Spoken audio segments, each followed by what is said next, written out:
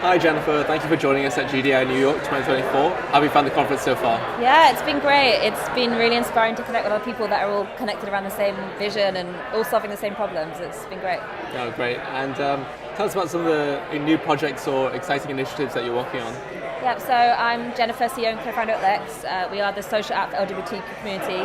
People come to us to find friends, dates, hookups, but also events, groups and friends. And I think the most interesting thing that we're seeing right now in our new projects is we're really building out our groups and communities features, and we've seen that that is becoming our most retentive feature, and it's becoming, users are really engaging with that much more than one-on-one matching, which we're finding is really interesting. No, that is really interesting. I think something the whole industry should kind of think about, I think, moving forward. Mm-hmm. So, looking ahead, do you think there are any important trends or predictions about the industry that you think everyone should know about? Yeah, I mean, one, I think this kind of online-offline connection, we're seeing a lot more apps in that space trying to bridge that connection, and I think a lot of the early apps have done great jobs of creating these online online personas, but not so good at getting people to connect in real life. So I think finding ways that you can push the user to the outcome the quickest has been really helpful. So I think thinking about that. The other thing, as I just said, about like groups and communities and dating, which for me is more representative of how people meet in real life. You might meet in a group or community, then pair off. So how can you build that real life interaction into your digital space, I think is interesting.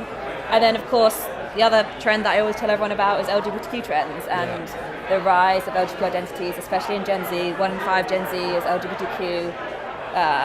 Bisexual women is actually the biggest growing audience there. So again, thinking about demographic changes and how Gen Z are interacting with these apps is very different to millennials and using that. No, I think it's very interesting to hear about Gen Z and how dating apps kind of need to adapt and shift to meet this new demographic and new community that's emerging. Yeah, and I think the biggest thing there is authenticity. So authenticity is the number one value of Gen Z, which is different from millennials. We didn't care about that in the same way.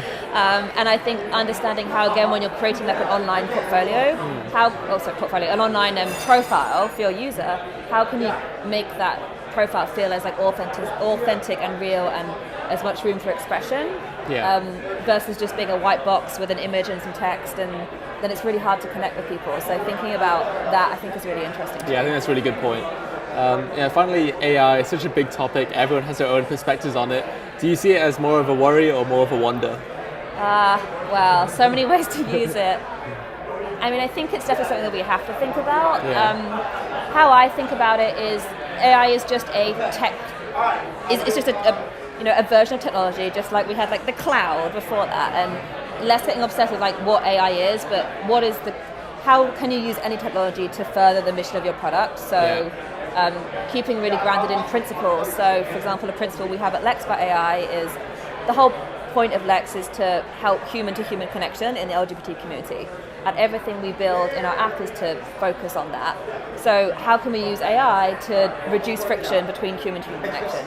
And what that means for us is that we won't use chatbots to replace human-to-human connection because that doesn't work. That's a great use of AI, really great. LLMs are great for chatbots, but for us, when we're trying to connect people, that actually becomes a barrier.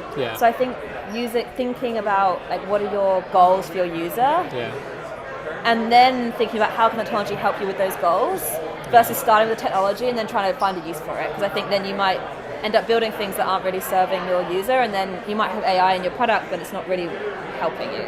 Yeah, I think it's so important to have these core principles so that you can innovate in a responsible way and put your users first. I mean, that's another thing that I think about a lot is, we're seeing, dating apps that, we're seeing now the negative impact of dating apps, and that's why Gen Z are leaving them. And so I think we can, in another decade's time, we'll probably see the impact of AI in dating and the negative impacts of that. So again, I try and think about what is the best case scenario for this technology and what is the worst case scenario, and having that conversation when you're building things, because that's going to help your business long term be more sustainable in the long run. Definitely. Thank you so much for your time today.